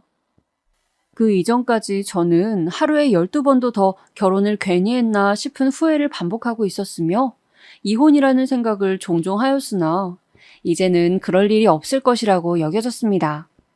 모든 것이 바로잡아지고 나서 채 반년도 흐르지 않은 때였습니다. 계좌에 들어온 돈의 액수가 시원치 않더군요. 지난달에도 그렇고 내 월급보다 훨씬 못한 액수잖아? 아직 초반이라 이런 것이겠지? 제가 왠지 속이 상하기도 하고 남편이 걱정이 되기도 하여서 슬쩍 상황이 어떤가 떠보았더니 남편은 일이 많았던 직장 생활을 하던 때보다 지금이 훨씬 좋다면서 즐겁게 웃음을 짓는 것이 아니겠어요? 버는 돈은 확실히 줄어들어 버렸지만 내가 그렸던 미래에 가까워진 지금이 훨씬 더 행복해. 일도 수월하고 일적으로 스트레스를 받는 것도 없어. 장본인이 지금이 더 좋고 행복하다는데 참 거기다 대고 뭐라 말을 얹기가 그렇더라고요. 여전히 집안일에는 관여를 안 하려 드는 모습이 괘씸하기도 하였으나 한편으로는 저에게 경제권을 다 일임하고 용돈을 받아서 생활하는 면모가 기특하기도 하였죠. 그래서 저는 꼬박꼬박 남편의 체크카드에다가 돈을 넣어주었습니다. 남편은 크게 돈이 드는 취미생활을 하고 있지 않았기에 씀씀이는 소박한 편이었어요. 가끔 친구들하고 뭉쳐서 놀 때라든지 사업차, 술자리를 가지는 때를 제외하면 돈 쓰는 일도 거의 없는 것 같았습니다.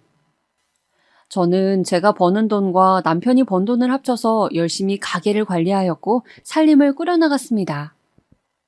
그러던 어느 날 제 친정아빠의 환갑이 목전으로 다가왔던 시기였어요. 지난달에도 남편의 수익이 적게 들어왔었기에 내심 염려가 되었습니다.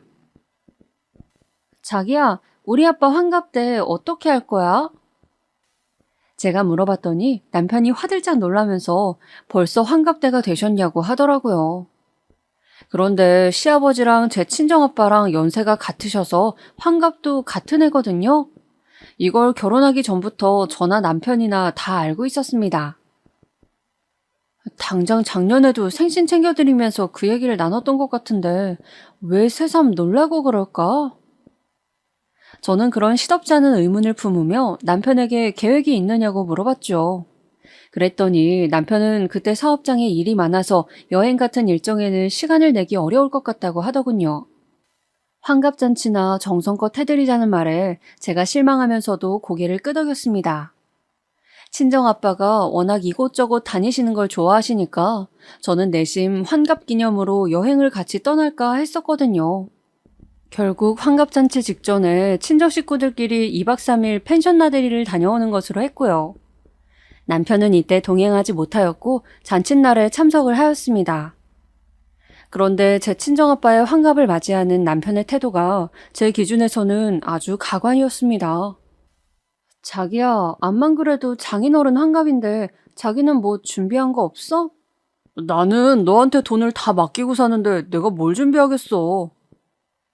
남편이 떨떠름하게 대답하길래 저는 괜히 속이 상했지요. 그래도 내색은 안 하고 있었는데 남편이 조금 있다가 저한테 5만 원권 2장을 내밀었습니다. 아유, 거짓말이었어. 사실 환갑 선물로 용돈 준비했지. 자, 여기 10만 원. 제 친정아빠의 환갑맞이 용돈으로 남편이 10만 원을 준비한 것이었어요. 저는 이걸 고맙다고 해야 할지 아니면 미쳤냐고 화를 내야 할지 헷갈렸습니다. 일단 받아들긴 했는데 곱씹을수록 기분이 이상하고 뭔가 별로더라고요. 그래도 제가 금액이 적든 말든 남편의 모든 수입을 받아먹고 있는 입장에서 돈 가지고 뭐라고 하면 안 될 것 같아서 따지지는 않았습니다. 게다가 남편이 요즘 사업이 조금 어렵다는 말까지 해왔기에 더욱 그랬죠.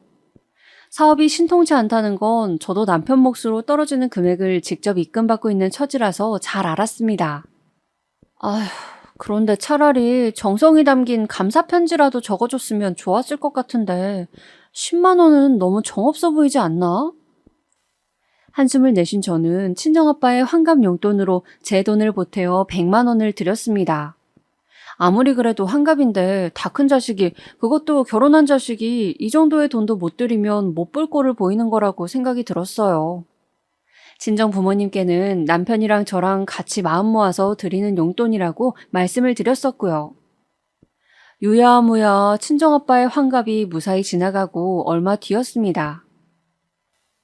곧 아버님 환갑때가 다가올 것 같은데 뭘 해드리면 좋지? 시댁 식구들은 어떤 계획을 하고 있는지 물어봐야겠다. 저는 그런 걱정으로 미리 시아버지의 환갑때를 준비하고 있었는데 환갑 주인공의 아들인 남편은 천하태평인 것입니다. 자기야, 자기는 아버님 환갑때 뭐 해드릴 생각 없어? 환갑잔치도 전부 형님께서 준비하신다 그러고 우리는 그냥 준비에 들어간 돈에 우리 몫만큼만 내면 되나? 그러든가. 너무 신경 쓰지 마. 우리 아버지 환갑 같은 거 크게 신경 안 쓰신다고 그러더라. 남편의 무심한 언행에 저는 이래서 아들은 안 된다. 딸보다 섬세하지가 못하다니깐 하는 생각이나 하고 말았더랬죠. 그런데 어마어마한 뒷이야기가 펼쳐질 줄은 정말 꿈에서조차 몰랐습니다. 시아버지의 환갑을 잘 넘기고 나서 2주가 지났을 때였는데요. 환갑잔치를 시댁과 가까운 옆 지역에서 했었기 때문에 그 당일에 제가 시댁에 직접 방문하지는 않았었거든요. 그게 내내 마음에 걸리고 있었던 저는 남편이 일 있다면서 외출한 토요일에 혼자 시댁으로 향했습니다. 점심시간에 가면 민폐일까봐 일부러 시간대를 어중간하게 맞춰서 시부모님께서 좋아하시는 간식 사들고 시댁에 도착했을 때였어요. 이쪽은 우리 시댁 식구들 주차구역인데 저 차는 지금 뭔데 이쪽에다가 대겠다고 다가오는 거야. 짐을 들고 차에서 내린 제가 시댁으로 들어가려다가 문득 건물로 다가오는 차를 보고선 고개를 갸웃했습니다. 딱 보니까 차가 벤츠더라고요. 이 건물에서 벤츠 타는 사람을 본 적이 없는데 어떤 이웃이 새로 차를 뽑았을까 하다가 운전석에서 내린 인물을 보고 제가 소스라쳤습니다. 벤츠를 몰고 오신 분은 바로 시아버지이셨거든요. 그리고 조수석에서 내린 분은 저도 안면이 있는 시댁의 이웃 아저씨이셨죠. 야, 승차감 쥐기네. 사업하는 아들 잘 두신 덕분에 환갑 선물로 이런 고급 차량도 받으시고 거참 부럽습니다. 참말로요. 그 아저씨가 큰 소리로 외치면서 웃으시는 모습을 보고 저는 그대로 얼어붙었습니다. 사업하는 아들? 이건 누가 봐도 제 남편 이야기였거든요. 어깨를 으쓱 하시면서 시아버지께서 제 궁금증에 쐐기를 박으셨습니다. 다니던 직장 관두고 사업 시작한 지 그리 얼마 되지도 않았는데 하여간에 내 아들놈이 대단하긴 하지. 말년에 내가 아주 복을 받았네. 이로써 시아버지께 벤츠 차량을 선물해준 사람은 제 남편인 것으로 확정이 났습니다. 저는 양손에 짐을 쥔 채로 시아버지께 성큼성큼 다가갔어요. 그러자 저를 발견하시곤 엄청 놀라셨습니다. 아버님, 이 차 저희 그이가 뽑아준 거예요? 아버님 환갑 기념으로요? 그게 말이다. 그렇게 되었다. 너한테는 자기가 나중에 말하겠다면서 굳이 먼저 말하지 말라고 그런 말을 같이 하더니만. 시아버지께서 이거 큰일 났다는 표정으로 말끝을 흐리셨습니다. 시아버지께서 제 남편에게 선물 받으신 그 값비싼 벤츠 차량은 구입한다고 해서 바로 실물로 받아볼 수 있는 게 아니었어요. 차를 뽑고 나서 받기까지는 기다리는 기간이 필요했죠. 그럼 뭐야? 진작에 계획하고 있었다는 거잖아? 아버님의 환갑 때 맞춰드리려고. 그렇다면 우리 아빠 환갑이 되기 전부터 이 계획을 하고 있었다는 얘긴데 이런 식으로 차별을 해? 저는 화딱지가 나서 시댁 안으로 들어가 보지도 않은 채 다시 제 차에 올라탔고 집으로 향했습니다. 주말이랍시고 일찍 돌아왔는지 제가 도착한 지 얼마 안 있다가 남편이 귀가하였습니다. 그런데 표정을 보니까 몸아려운 개처럼 보이더라고요. 한눈에 알았죠. 시아버지께서 남편에게 상황을 전달해 두신 것을요. 일단 오해하지 말고 들어봐. 뭘? 무슨 오해를 하지 마? 우리 아빠 환갑 때는 돈 없다고 10만 원 주더니 아버님 환갑 때는 벤츠 선물이 뚝딱 튀어나온 거? 이게 오해라면 내가 본 벤츠는 짝퉁이었니? 그 돈은 어디서 났던 거야? 바로 말해! 내가 직장 관두면서 퇴직금 받은 거랑 따로 모아뒀던 비상금 다 합쳐서 진짜 모든 걸 탈탈 털어가지고 차 뽑아드린 거야. 우리 아버지 옛날부터 중고차만 줄창 타오셨던지라 새 차를 뽑아드리는 게 나의 오랜 목표였어. 마침 환갑때가 오길래 맞춰서 준비했던 거고 아끼면서 사시느라 본인에게는 일절 투자 안 하고 살아오신 아버지께 너무 죄송한 마음이 항상 있었기 때문에 그 마음의 빚을 갚고 싶어서 꼭 차를 뽑아드리고 싶었어. 그거 뽑아드리느라 나는 돈 전부 털렸고 버는 돈은 다 너한테 가고 있으니까 나는 빈털털이나 지금 다름없지만 효도했다는 생각에 마음은 기쁘다. 장인어른께는 이렇게 못해드려서 미안해. 지금은 사업이 어렵지만 성공하면 훗날 장인어른께도 정말 잘해드릴게.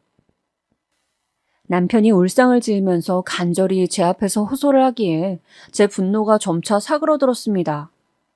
꽁쳐놨던 돈이 그만큼씩이나 있었고 그걸 시아버지의 차구입에 다 써버렸다는 사실이 참으로 기가 막혔지만 그런 효도가 본인의 꿈이었다고 하니까 모진 말을 계속하기가 난감하더라고요.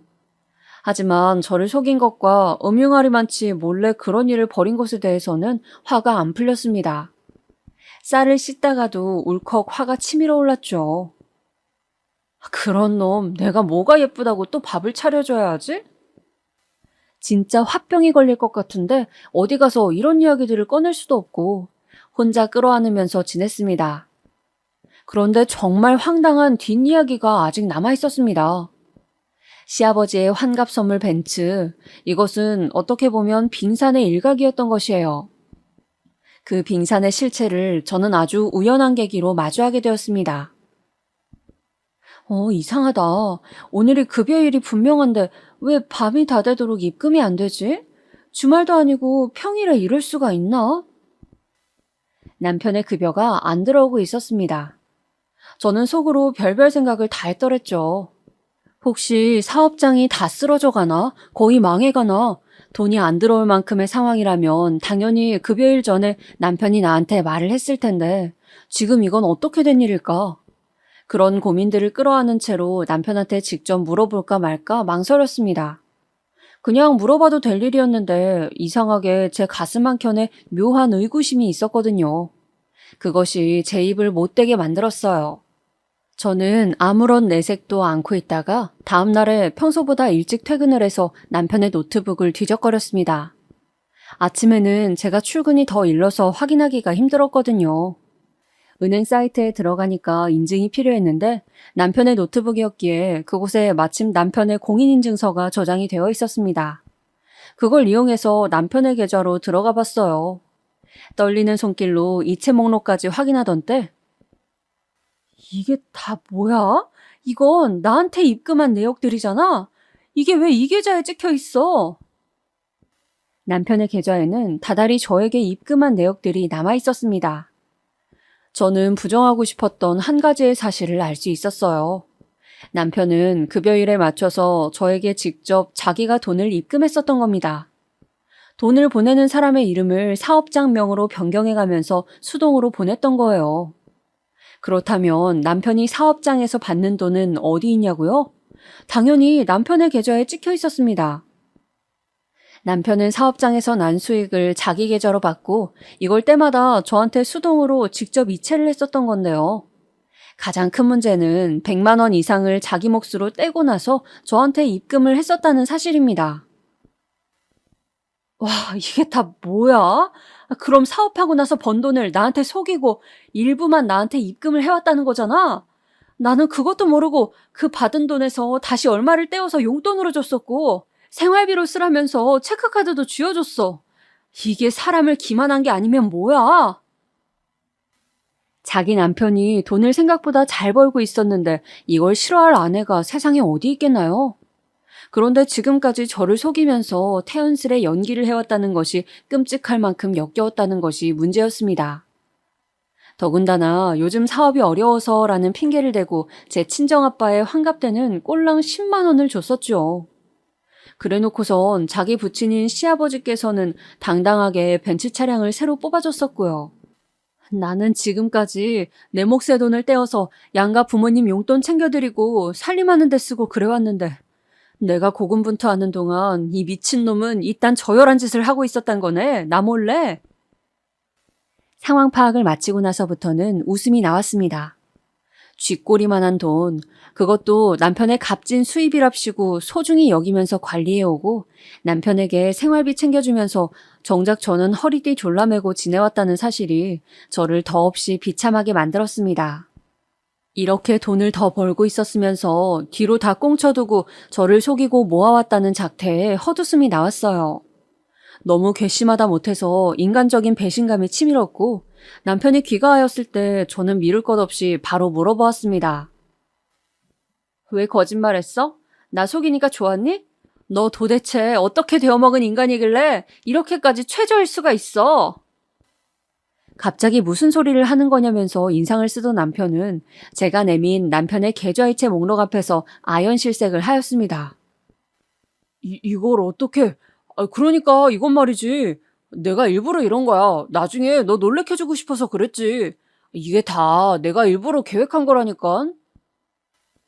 그딴 변명이 저에게 먹힐 거라고 생각했던 걸까요?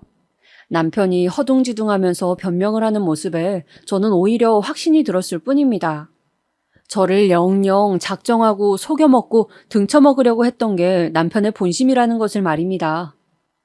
남편이 저에게 돈을 잊지 않은 걸 단 한 번 깜빡한 것, 그것이 추악한 진실을 드러나게 만들었네요. 아마 남편이 그런 실수를 저지르지 않았다면 저는 계속 진실을 모른 채 속고 있었을 거라고 가정을 해보니까 너무나도 역겨웠습니다. 뒤로 꽁쳐놓은 액수를 보아하니까 단순히 나중에 나를 놀래켜주려는 생각이 아니었던 것 같은데 아주 본격적으로 혼자 몰래 해먹으려던 거잖아. 왜 이제 와서 눈에 빤히 보이는 거짓말을 하려고 들어? 지금까지 날 속여왔던 걸로도 부족해서 그래? 저의 일침에 남편은 할 말을 잃고 입술만 꽉 깨물고 있었습니다.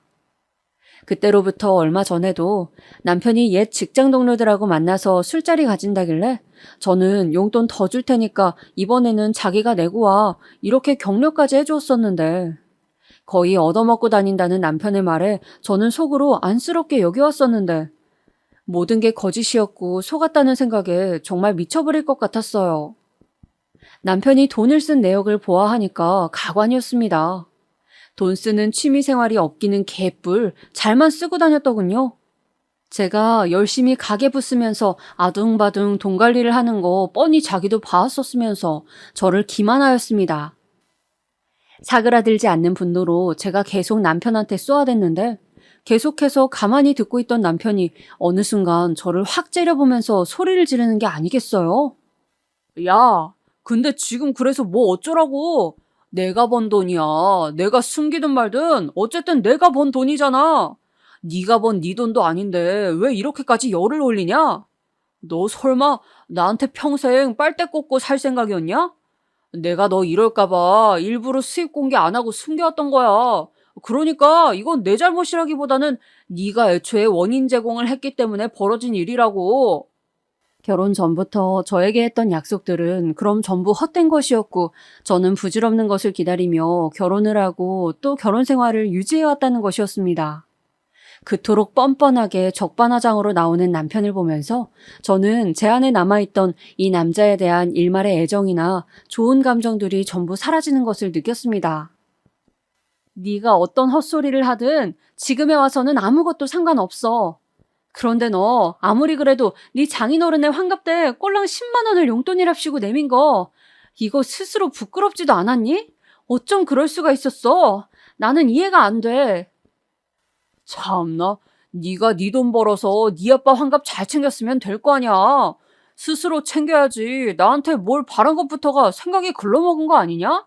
10만 원 줬으면 되었지. 그걸로 투덜거릴 때부터 네 근본이 이상하다고 생각은 했었다. 뭐라고? 네 아빠? 너 말하는 꼬라지가 지금 그게 뭐야? 너 말 조심해. 말을 안 조심하면 네가 뭐 어쩔 건데? 야, 내가 내 부모님한테 차를 사주든 집을 사주든 너는 참견할 게 아무것도 없어. 남편이 한껏 저를 비웃으면서 그렇게 말을 하였을 때 저는 그만 이성이 끊어지고 말았어요. 그 길로 휴대폰이랑 차키를 챙겨서 집을 뛰어나갔습니다. 제가 정신없이 차를 몰고 향한 곳은 다름 아닌 시댁이었습니다. 뭐? 참견할 게 아무것도 없어? 웃기시네. 내가 차려준 밥 처먹고 지금까지 잘만 살아온 그 주둥이로 개소리만 나불대는구나. 분노에 찬 저는 시댁 앞에 도착하자마자 차 트렁크를 열어서 공구함을 찾았습니다. 응급용으로 남편이 예전에 넣어두곤 잊어버렸던 건데 이때 요긴하게 쓰였네요. 저는 망치를 들고 망설임 없이 시댁 앞에 주차돼 있는 벤츠로 갔어요. 그리곤 망치로 사이드 미러를 갈겨버렸습니다. 좌우 양쪽 다요. 쾅쾅 두들기는 시끄러운 소리에 베란다를 내다보시던 시부모님께서 경악하시는 모습이 제 눈에 들어왔습니다. 아버님, 어머님, 차 수리비는 아들 새끼한테 받으세요. 제가 돈 보내놓을 거예요. 크게 외친 저는 제 차에 올라타자마자 남편한테 10만 원을 입금했습니다. 입금자명은 환갑 벤츠 수리비로 바꿔서 보냈습니다.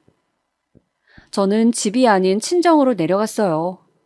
모든 상황을 들으신 친정 부모님은 기함하시면서 당장 이혼하라고 성화이셨습니다. 내가 그놈의 자식의 사업장인지 뭔지를 박살내버리겠어. 친정아빠가 길길이 날뛰셔서 친정가족들이 다 말리느라 진땀을 뺐었네요. 저는 남편에게 이혼을 요구하였습니다. 그리고 이혼하면서 집은 제가 갖겠다고도 했고요. 이혼해줄 생각도 없고 이 집을 너한테 줄 생각은 더 없어. 남편은 큰 소리를 쳤지만 몇 달 뒤에 저희는 이혼하였습니다. 세세한 전말을 제가 시부모님께 다 알려드렸고 두 분께서는 저를 보기 민망해 하셨거든요. 미안하신 모양이었어요. 그래서 아들을 설득하시리라고 저는 여기고 있었는데 제 예상대로 되었습니다. 어차피 사업으로 더 잘 나갈 건데 끼케야 금액의 반만 투자한 이 집에 왜 욕심을 내? 당신은 앞으로 더 승승장구할 거잖아. 제가 그렇게 던졌던 말이 왠지 남편을 자극했던 것 같아요. 남편은 이까지 집은 아무것도 아니다. 나는 더 성공할 거니까 라고 하면서 결국은 저에게 집을 넘겨주었습니다. 이혼으로 남남이 되고 그로부터 얼마 후 코로나 사태가 터졌고 전 남편의 사업은 직격탄을 맞아서 폭삭 망해버렸어요. 저는 남편이 망해버린 코로나 시국의 와중에 그 집을 최고점에서 매매하였고 한 몫을 잘 챙겼답니다.